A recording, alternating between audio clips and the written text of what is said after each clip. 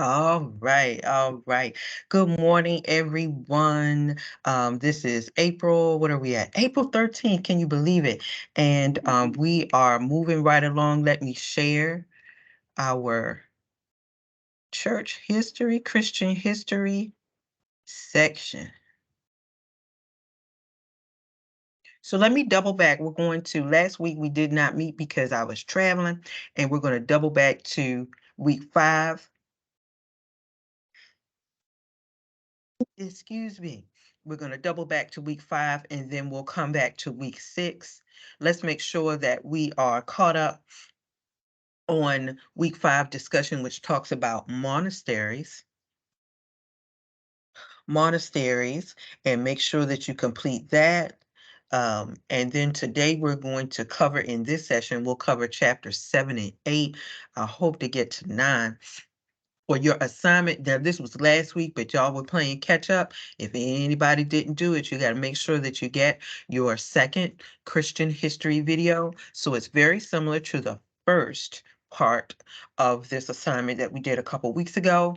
And this assignment is the second part of the Christian history video. And you're going to watch that YouTube video. It gives you a better understanding of Christian history. He does move pretty fast, but I thought that these videos were really helpful with helping us understand the scope of Christian history. Even for someone like me, it sometimes the time periods get me a little confused. So the second Christian history video is the second part, and you're going to watch that and you're going to give a 1 to 2 page double space summary of that video. All right, now I'm going to go to week 6, make sure I'm getting caught up. We have a couple students that reached out to me about getting caught up. So y'all make sure you get caught up on these discussion posts. Week 6, we're going to talk about popes. I think one of the popes, no, yeah, one of the popes was in the news, was a little ill a couple weeks ago, but I think he's out of the hospital now.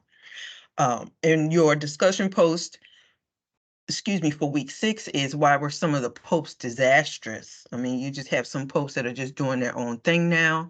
And how did their service impact the church? In this forum, you're going to discuss the impact of the negative and improper leadership that can happen in a church or in any organization, really. And we're also going to think about monasteries. So with popes and the establishment of monasteries, would a monastery be popular today in our society? And then, make sure you're doing your reading. Think about what is a monastery. Think about our lifestyle now. Would a monastery be popular for leaders or followers in the Christian church? Also in week 6, you have quiz 2. You are more than welcome to use your text to assist you, okay? And make sure that you check out the PowerPoint version of chapter 9 and 10. But what I'm going to do today is double back, and I'm going to go back to last week. And I was away from you last week. I was traveling, so we're going to go back to week 5, and we're going to cover chapters 7 and 8. So let me pull up this PowerPoint real quick. You all stay right there. And for my students who are watching this video, you can pause. If you need to pick up the book, you can do so. I can't believe how time is just flying by. Uh-oh. Hold on, I had it open.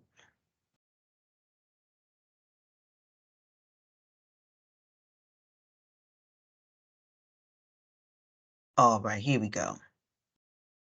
Mr. James, you let me know when you can see it.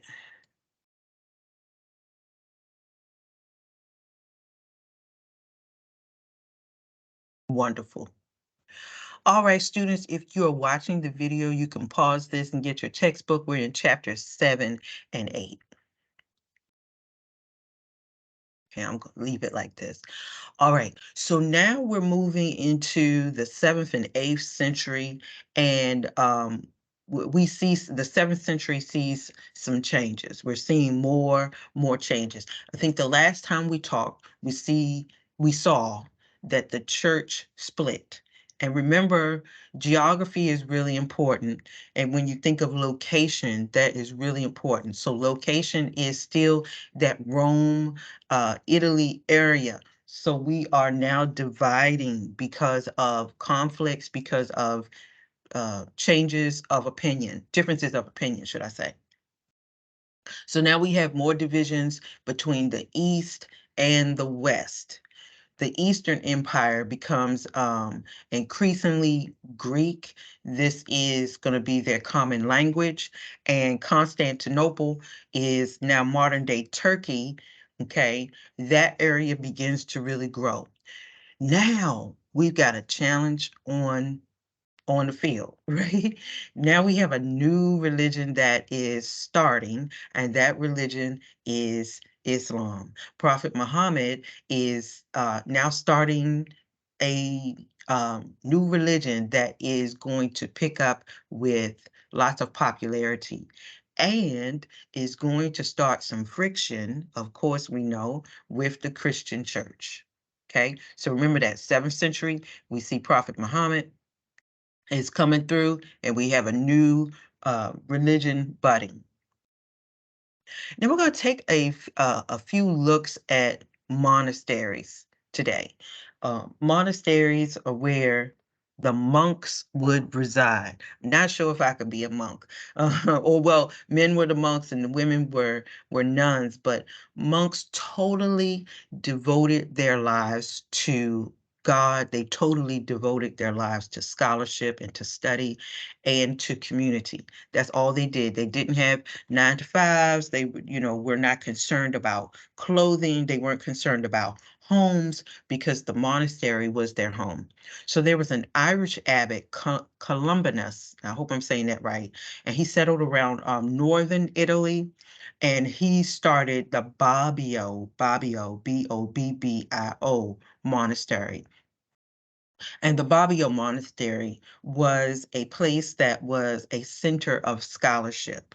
So it also lets you know the life of a monk is not just about sitting around singing songs and worshiping, which was great, but they had a lot of purpose.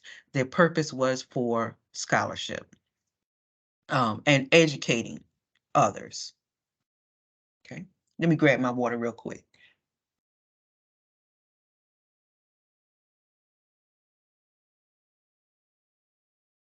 Sorry about that. So we see that the church is growing, and this is really a good sign that it is continuing to move as it is today.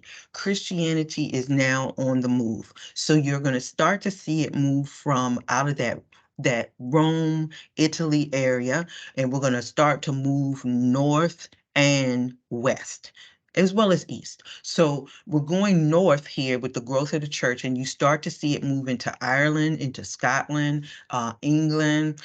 So now we have Irish Christianity, Scottish, British, Cornish, Welsh Christianity. And it's also interesting when we talk about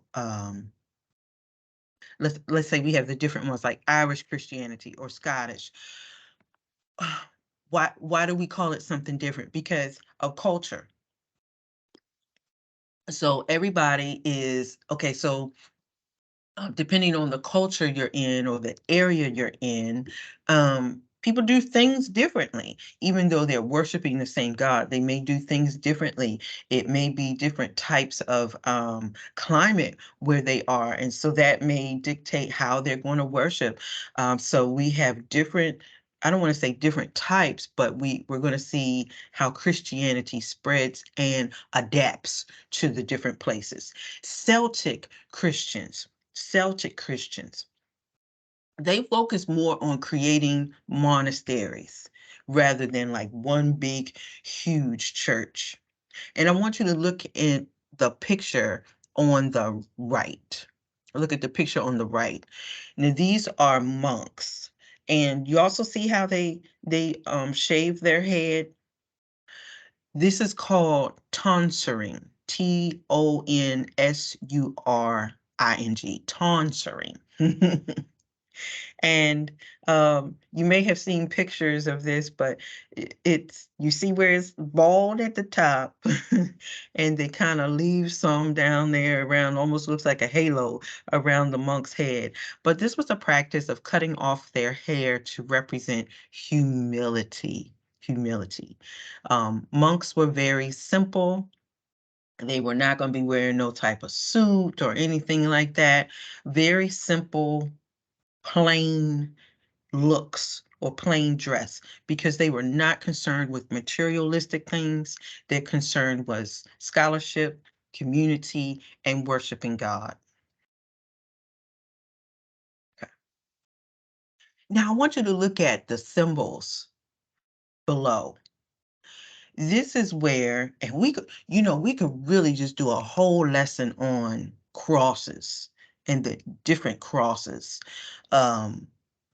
Roman Catholic cross is usually seen with the cross, but a Roman Catholic cross usually will have the crucifix, will have Jesus on the cross. More Protestant churches will have a cross with no Jesus on the cross. Celtic Christianity, when we say Celtic, so we're moving up toward Europe, refers to the early, like, medieval Christian practice in Ireland. So we're thinking Celtic, think about Ireland. And before Christianity, they practiced a religion that was as complex as the Romans did, having many gods. And so, Rome really had to adapt to Christianity because they were plural in the beginning with gods, and then you move into this mono theism.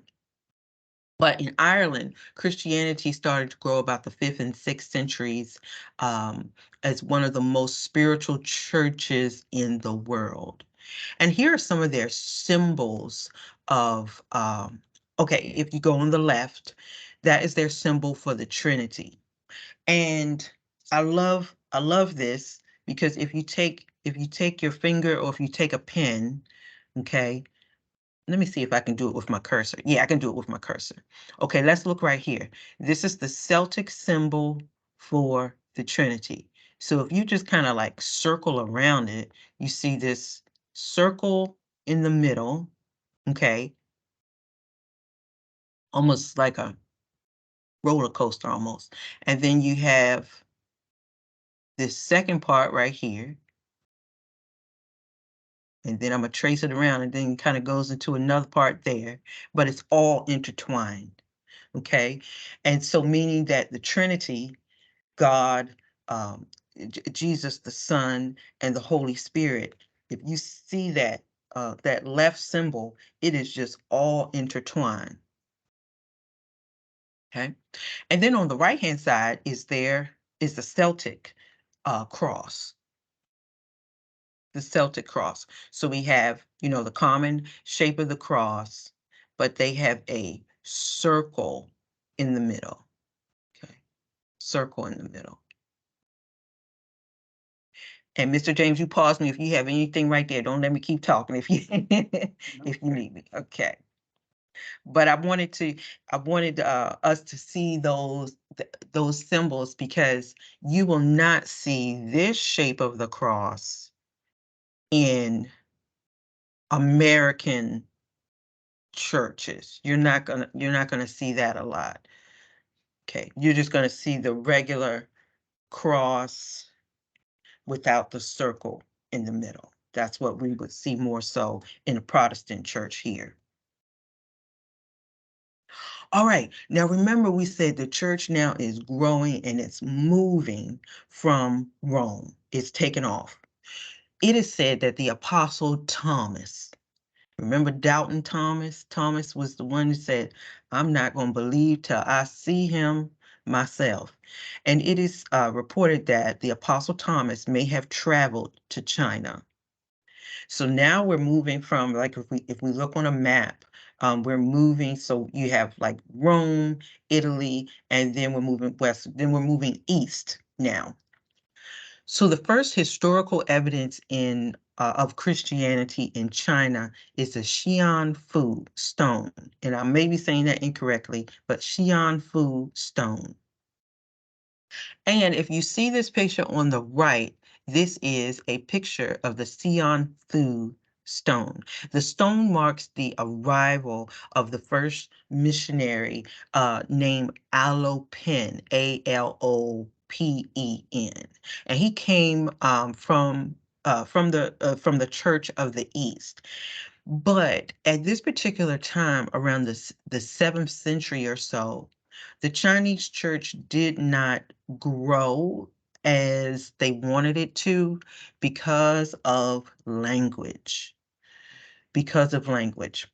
And language is a barrier. If you're trying to talk to people and evangelize, you got to know their language. And so the Chinese church did not take off like they thought. It didn't flourish. There are, of course, Christians there now. It is not, I don't believe it is their main religion now. But the problem was they didn't have a Bible in their language at the time. So if we don't have a Bible in our language, how am I going to study and really follow the teachings of Christ? So that was a barrier. But we're thankful that as knowledge increased, as technology increased, it was easier to translate. I mean, now we could translate into any language, probably with the computer. We don't even need people anymore. All right. All right. So as we said in the beginning of our presentation, we should we say the Christian movement now has a challenge because Christianity has to also move over and make some room for a new religion. So, and I don't want you to think that Christianity was the only religion on the earth at the time, because we know that there were others. And remember, Judaism is still moving forward.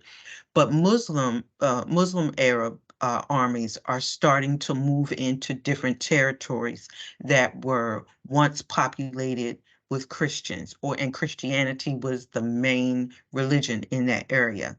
And so now we're going to start getting into conflicts and wars over territory. And then by 638, Jerusalem was under Muslim control. Now that's going to be a problem, right? Because the individuals who live in Jerusalem are like, hold up, wait a minute. This, um, think about the history of Jerusalem. Jewish culture, you're thinking about Jesus and the disciples. Then you're thinking about the movement of Christianity. And then now Islam moves in. Islam also took over Alexandria in Egypt. Now, remember, from time to time, we keep having these councils.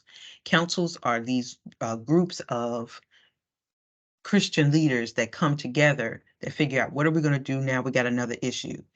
And now we have the Quinisex Council, and they met to talk about the issue of Muslims moving into their territory. So remember also, people are territorial. If you moved into this particular land and you believe that God gave it to your ancestors and that it belongs to this group of people, people get very testy. Okay. All right, let me see if I can make this a little bit bigger. Uh-oh. Mr. James, can you see my the use of images page? Yes. Okay. Trying to make it bigger. All right. Well, the use of images is going to be an issue. And when we talk about images, we're talking about statues. Um, if you've been in like a Catholic church, you'll see many statues. I'm going to show you, I think I have some examples. But Jewish and Muslim religions forbade the use of an image in the worship of God. Like we're not going to worship an image. We're not going to worship a statue. And so veneration or veneration of the saints in the blue box, veneration means it's an act of honoring a saint or a person who's been identified as having like this high sanctity. We put them on a higher level of holiness.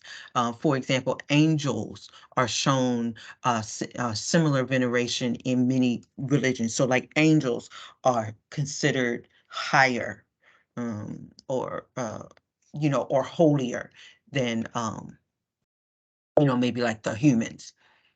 So in 726, Emperor Leo, remember we have this back and forth situation going on. Emperor Leo declared that veneration of icons was wrong. And he said, look, this is idolatrous. You got to stop doing this. But I thought it was really interesting that the monks defended the icons. And when we talk about the icons, these are like a statue or an image. And I thought that was interesting for me. I thought that was interesting that the monks defended these particular icons. So here we go. We're still going back and forth. And let me just pause here. The use of images even still today can be, and when I say today, like 2023, can still be an issue in churches. Like, what do you put in the church? Do you have a picture of Jesus? Do you have a statue or something? Is there a statue or some type of image of the Mother Mary? That's what we mean. Do you honor this, Mother Mary figure? Do you honor the Jesus figure? And see what they're saying is the figure is just plastic or maybe plaster or gold or something. And they're saying that, look, this is not the actual person, or this is not Mary, this is not God, this is a or Jesus, this is a representation of what Jesus might have looked like.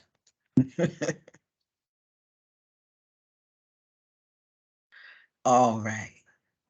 So remember that word veneration, like the honor of something. So here we go again. We keep coming up with these councils, these meetings, and we're really thankful that they do come together and make decisions together and not in silos. So the Second Council of Nicaea, over 300 bishops came. The Second Council of Nicaea, over 300 bishops were in attendance. And they said that honoring an icon was a matter of respect. It was a matter of admiration, but absolute admiration, they said, was reserved for God alone. Okay. So what came out of the Council of Nicaea is that, okay, if you're going to admire or worship someone, all right, but that is absolute admiration. The total top tier is reserved for God alone, not for a statue. All right, and so if you're looking at like a map or so, we're moving northward. So we've moved into, or Christianity is starting to move into Scotland, and we said Ireland. Now we're moving into Germany. Excuse me. Hold on. All right, now we're moving into Germany. So we're moving northward. Now, I want you to see on the slides that I have for you, what's happening in the German church. What's happening in the German church? And actually, let's just pause. Sometimes when we think about Germany and what you know about Germany. Mr. James, have you been in the service? Yes. Yes, okay, I thought so. What branch? Army. Army. Did you live in Germany? Were you No, stationed? no, Okay, no. all right. My husband was stationed there for a while, but we have knowledge of Germany. right? We have knowledge of Germany, especially from our America wars 1 and 2. When we think about Germany, modern day times, we really don't grasp Christianity. Mhm. And which is sometimes a shame, but when we think about Germany, we're thinking more so Jewish, or and of course from history, the type of persecution that Jews endured. But I want you to see on the first square here, Boniface, I think it's Boniface, is known as the Apostle of Germany. Boniface, Uh, Apostle. Go ahead.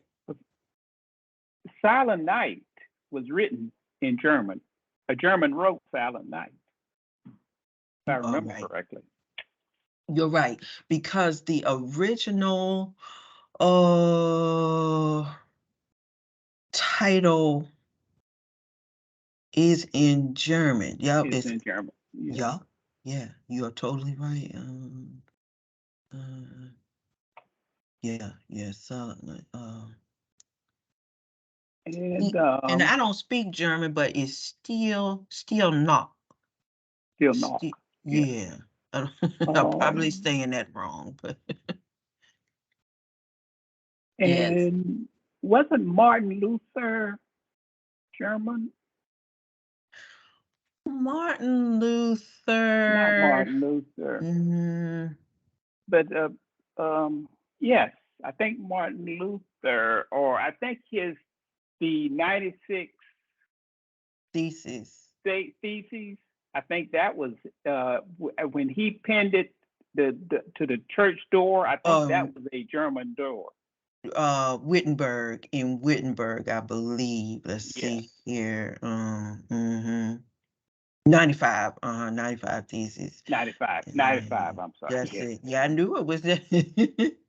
It yeah. So was. yeah, so I think you're right. Germany, there was a significant Christian uh, influence. It was. It was. Now it's making me look at Wittenberg, other churches in Wittenberg. This is good. And distributed through Germany and Europe. Right. So, let's see here. University. Okay, so Martin Luther, this makes me always want to look it up.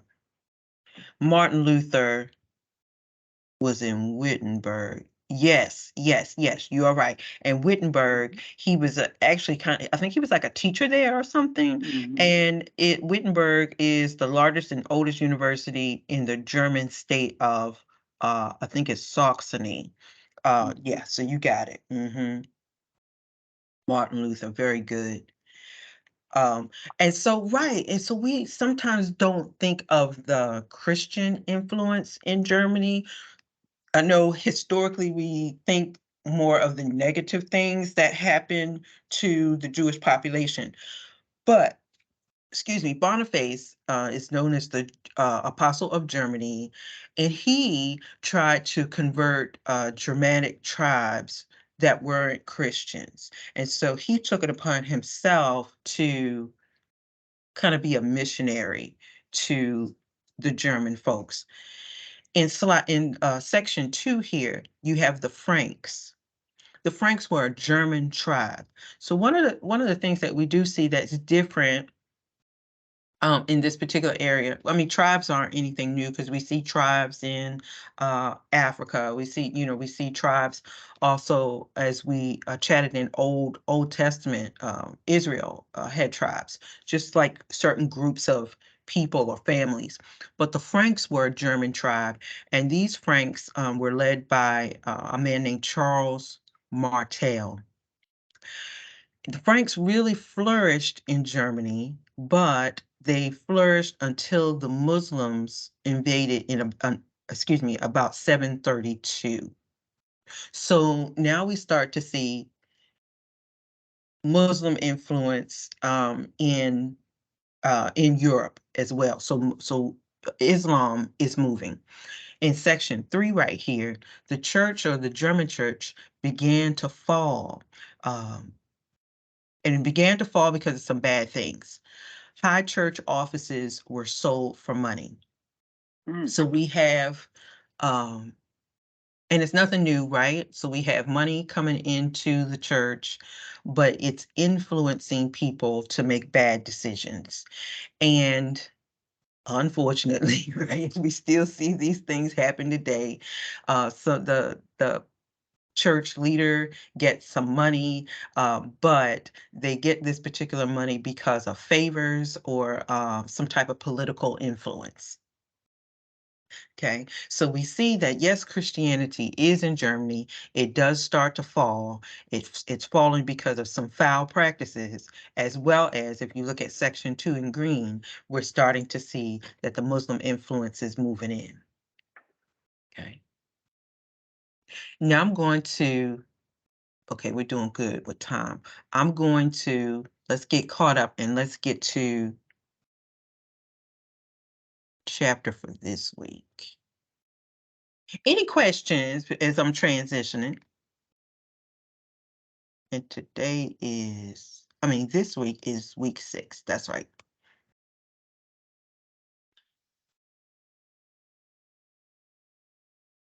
Okay, so as we go into week 6, we're getting caught up real good here. Let's get to chapters 9 and 10. I'm not sure if we're going to finish all of this, but let's take a stab at it so we can get caught up. You should see the new PowerPoint up here. It says conversion and green shoots. All right. This is chapter 9 and 10. 9. That's right. All right, y'all. So we are moving right along. So in history, we're moving up to about the 800s, 8 to 900s.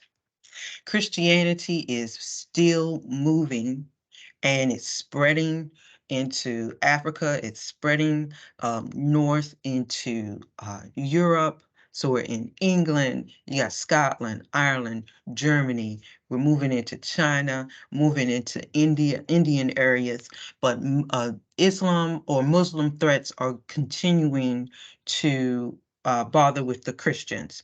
So you have this on the right-hand side. This is Theodore of Studios. And Theodore was an abbot. He worked in a monastery, and he was forced to move his monastery from Saucidion, I hope I'm saying that right, Saucidion, to Studios because of the Muslims. And so now we see this Islam influence. They're taking over territories, and they're just kind of being a disruption to the Christian church. They're being a disruption and kind of forcing people to move out. And we're going to see a lot of conflict start to come. Okay. Now we get back to this question of icons again. So remember in the previous chapter, we talked about veneration. In the previous chapter, in that council, they said, well, you can have them, but we are only going to observe the highest, what's the word? Highest adoration is for God, not for the statue. And this becomes another ongoing debate. It's like, here we go again. We keep going over and over and over again. Leo, I believe that's the 5th. Here he comes back again, and he says yes to reviving the icon policies in churches.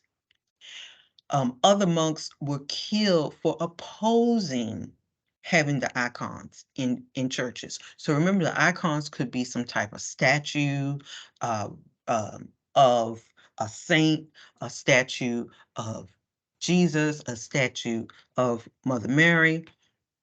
But in 829, we have Theophilus. Theophilus is violently opposes the icons, and he's killed. And then watch this. Theophilus's widow said to bring the icons back. We're just going back and forth, back and forth, back and forth. Do we have the icons in the church? Yeah. And then somebody else says no. And then somebody else says, yeah, bring them back. In history, I don't care what it is, what type of history it is, it always seems like there is this conflict, this push and pull, whether it's like we still see it today, right? In 2023 with certain laws, something sticks for a while, then we take it back, and then somebody else revises it, then somebody else in a couple of years revises it. I don't know. We as humans just can't make up our minds. Well, the part of the problem, Professor, is Satan still plays a role in the world, and we still have tendencies to gravitate to worldly kinds of things. So there, and yet deep inside, of course, we're still trying to be godly. So there, you're going to have those conflicts as long as we stay human. As long as we stay human. Okay. Right. You're fine. Right. As long as we stay human, we will definitely have those type of conflicts going back and forth all the time. So, so we have Slavic missions that are starting to spread into, and this is what I call like the Slavia areas, moving up towards Russia. If you get a chance, let me see if I can pull it up. If you're watching this video, you can pause it, and I'm going to see if I can pull it up on my phone. If you can get a map and identify Bulgaria, Croatia, Serbia, Czechoslovakia. Many times for us, y'all, let me see if I can pull up a map here on my phone. Many times for us, all the way over here in North America, these places are so far away, and it really kind of just boggles my mind, like, where is this? Let me see if I can do slideshow.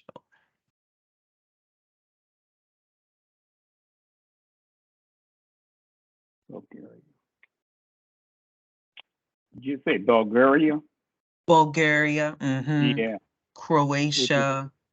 Yeah. Bulgaria is just Serbia. north of Greece.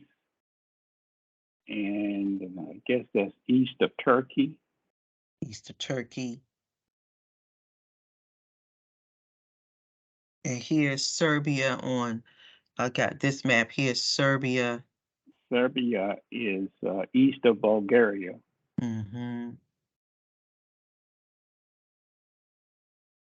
Turkey down here. Romania. Turkey. Right. Turkey is it's across the water. What's that sea? The Black Sea? No, not.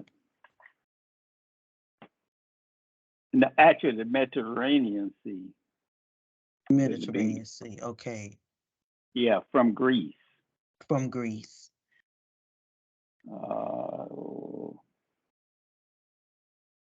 Yes.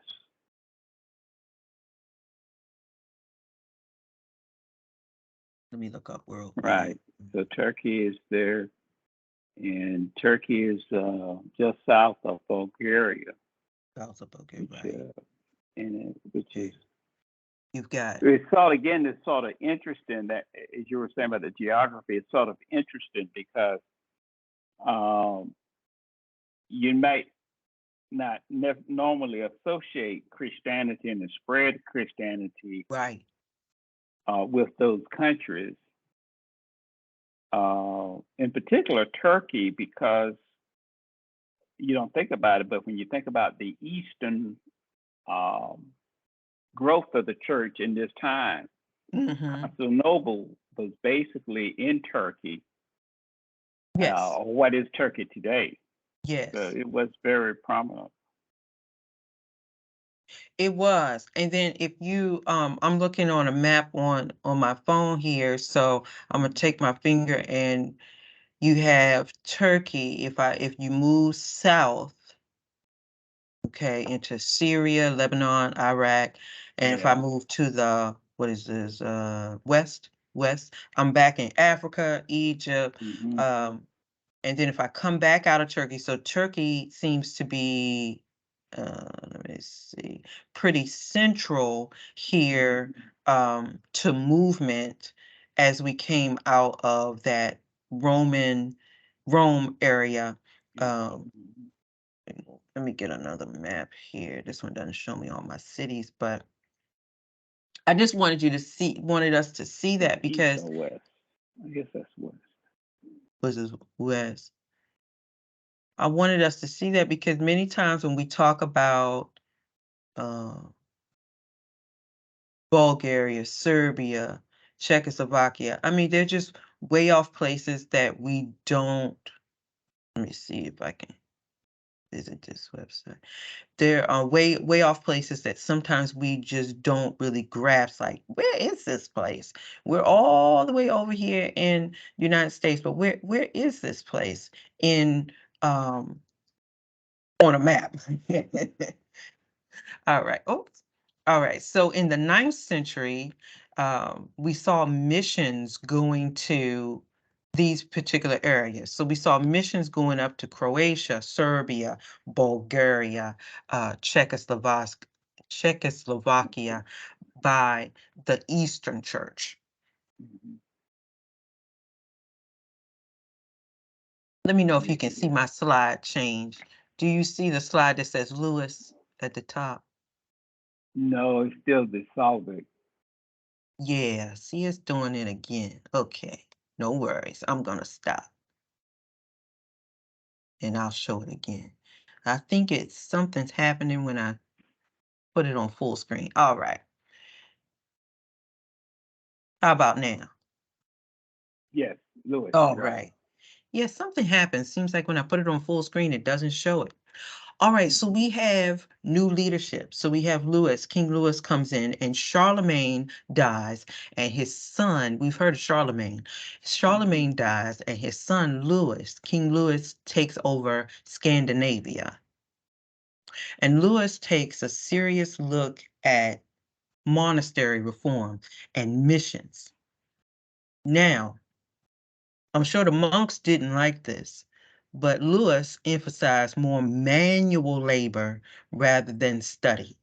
Okay, so previously to King Louis, the monks were about scholarship. They were about studying and educating people about the word.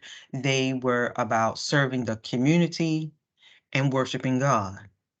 But now there is emphasis on manual labor rather than studying and making themselves more educated. And I thought that was kind of interesting. This picture right here on the right is of an abbey. It's like a monastery, and it still stands today. Still stands today. Very old buildings.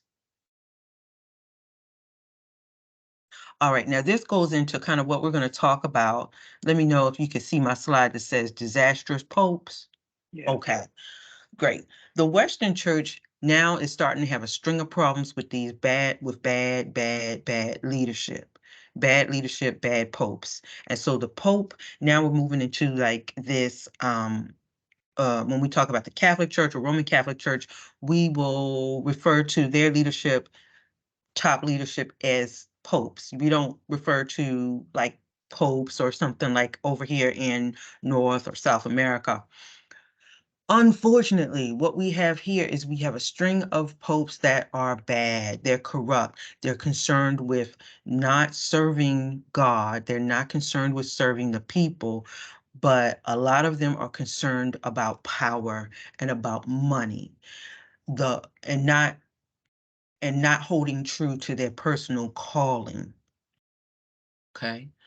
Um, and your discussion post for this week is going to talk a little bit more about what's going on with these disastrous popes and the impact it had, excuse me, on the people. The people became distrustful of the leaders. You have folks that want to, and by all means, shy away from the church because they look up to the leader. If you look at how the Pope is treated nowadays, it's like that Pope is God. You know, they really revere the Pope as holy, as sanctified, as a good leader, right? But when the Pope, and I'm talking about previous popes, not the one that they have now, but when these leaders do poor things and hurt the people, it really dismantles the church.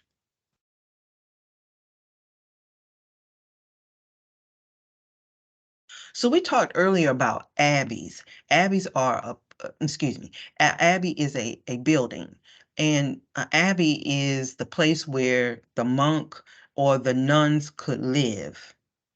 And their work there, like we said before, is about serving.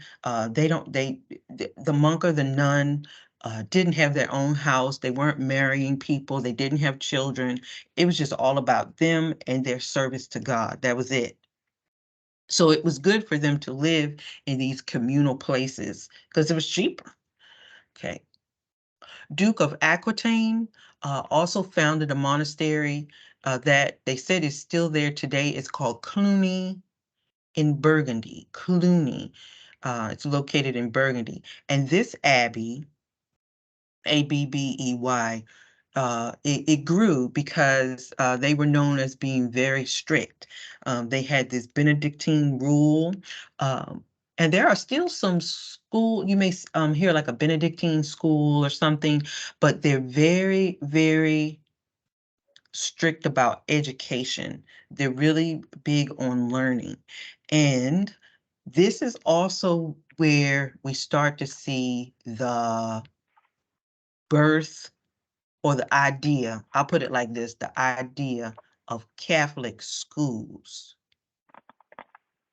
Because they really took, this church really took education seriously. And so hence later on, hundreds years later, you'll start to see that the Catholic Church starts schools. Uh, you know, may have known folks years ago that went to Catholic schools as opposed to a public school because it was considered stricter, it was considered, better, and the nuns were the ones who typically would educate the children. Don't see that as much today. Don't see as many Catholic schools operating today. All right, so we're going to end this lesson here with the Bogomils, Bogomils, Bogomils. So remember, we're like in the 800 to 900 realm, and the Bogomils were dualists. Dualists. So think of the word dual, too. They were considered like Gnostics, and they believed in that they believed in a world within the body. And so remember, two, dual meaning two, and a world outside of the body. Okay. They didn't really use like a Christian cross. They didn't build churches like the other Christians had. But they revered their gifted form and they considered their body to be a temple where the Holy Spirit resided. They were known also in their area of being very immoral. And the Bogomils came from an area called Bulgaria. Bulgaria.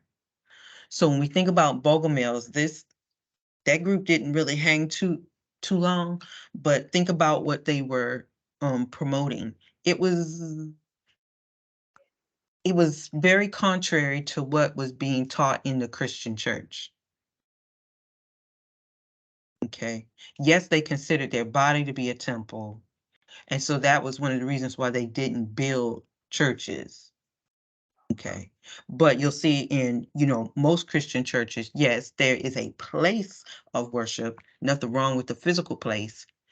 And most Christian churches are, yes, going to also agree that the individual that the individual's body is a temple, but it's not to be, but it can also worship with other people in a church. Okay. Okay, I know I've been talking a lot. Let me know if you have any questions. Mhm. Okay.